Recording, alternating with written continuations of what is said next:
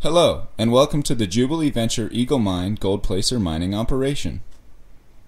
The mining operation is located in northwest Moffat County, Colorado. The company controls two unpatented mining claims comprising 260 acres of gold, silver, and rare earth mineral producing material. The company has been in the exploration and development stage for the past 3 years, and the production stage for the last half of 2013. The company is permitted and bonded for 14 acres. The operating plant is situated on 2 acres of the permitted area.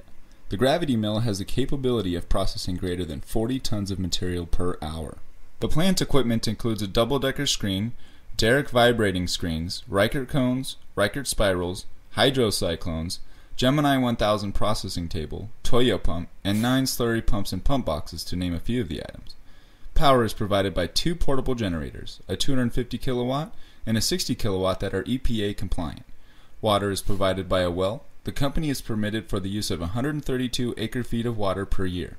The material being mined is primarily a quartz sand that is covered in western sagebrush. The sagebrush is scalped and saved for reclamation purpose, and then the topsoil is removed and saved for reclamation purposes. Extensive analytical testing of the permitted area reveals ore-grade material to at least the 20-foot level. In addition to gold values, the material also contains silver values and rare earth minerals with marketable values. The rare earth minerals and silver will be a byproduct of the gold production. A view of the operating plant, where you see the Derrick screen distribution box, the Derrick screen itself, the Reichert cones, Reichert spirals, a 1,500-gallon freshwater tank, and the gold room. A closer view of the Reichert cones. The cones are 25 feet high and are used as the preconditioning of the material being processed. Right after the cones are the Reichert rougher spirals, and next to those are the final cleaner spiral prior to the material being sent to the Gemini table in the gold room for final processing. The waste material is pumped to the sand screw, where the overflow water eventually passes from there to the tailing pond. Also shown is a small 8-foot sand screw that delivers black sand from the gold room for further processing. The black sands are stockpiled and are considered a byproduct of the operation. As referenced earlier, the excess water from the sand screw is piped by gravity to the tailing pond. The capacity of the tailing settling pond is 200,000 gallons. Any particulates settle out and the water will flow by gravity to the 400,000 gallon clean water pond. The water is constantly recycled and replenished only when necessary. Ground power consists of a 250 kilowatt generator and a 60 kilowatt generator that provide power to the entire plant. The nuts and bolts of the operation, starting with the grizzly and slurry tank.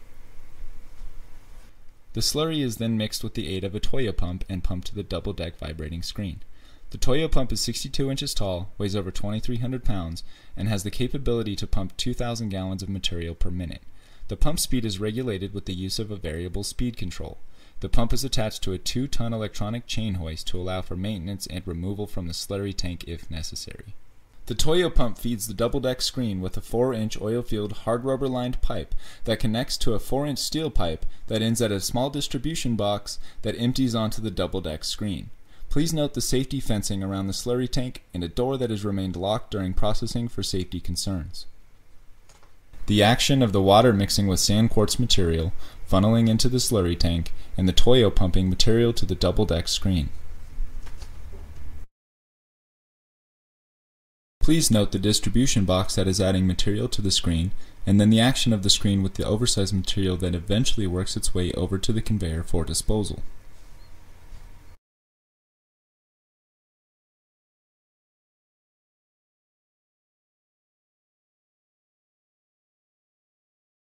The slurry material feeds to the double-deck screen and is then pumped to the top of the Derrick screen distribution box. The material, by gravity, then feeds to 3 separate portals on the Derrick screen.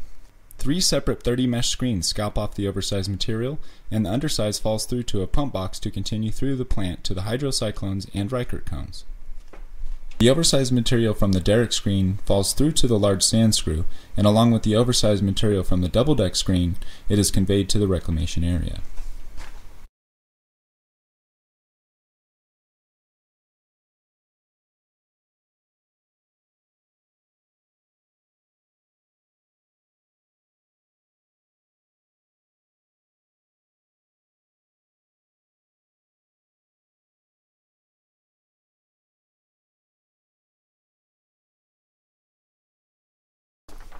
The material is pumped to the top of the Riker cones. Water is added at different stages of the process to maintain a specific gravity of 65% at the top of the cones and 35% at the bottom of the cones. The Riker cones provide preconditioning of the slurry material, enhancing the recovery of black sands and precious metals.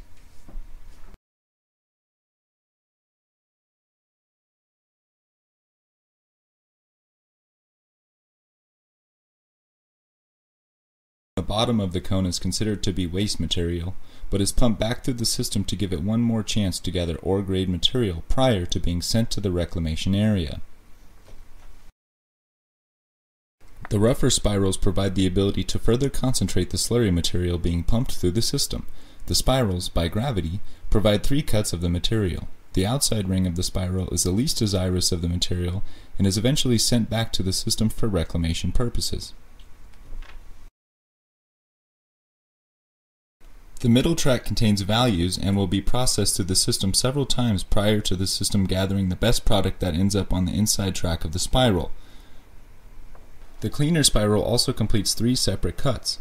This is a good representation of the final product that is sent to the gold processing room. Please note the very inside track of the cleaner spiral, which is displaying the final product that is sent to the gold room for final processing. The outside and middle cuts are reprocessed through the system to produce the best material possible that is sent to the gold room for final processing on the Gemini 1000 table. The final stage is the gold processing room that houses the Gemini 1000 concentrating table. The table has 9 exit ports depositing various grades of material. The first port underneath the letter T is where the pure gold is captured. Ports 2 and 3 are the next best and contain gold-bearing material that is sent back through the system to further purify for the extraction of the gold that might have been missed through the final stages.